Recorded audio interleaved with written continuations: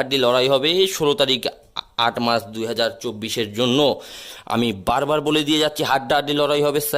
7 এবং 9-এর মধ্যে হয়তো পেয়ারও নিয়ে যেতে পারে 3 আপ গেমের জন্য।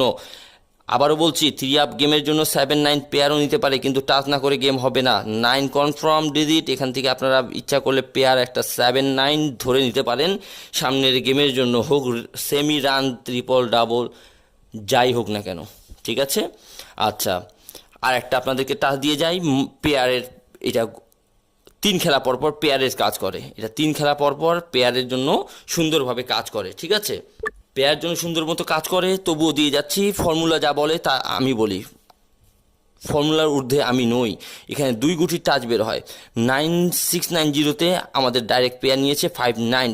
এবং ফর্মুলাটা কিভাবে হয়েছে এটাও বলে দিয়ে যাই। 1 তারিখ 8 মাসের জন্য দেখিয়ে দিয়ে যাই, আপনাদের চোখে আঙুল দিয়ে দেখিয়ে যাই কি দিয়ে যাচ্ছি। স্ক্রিনশট মেরে রাখবেন, দেখে রাখবেন।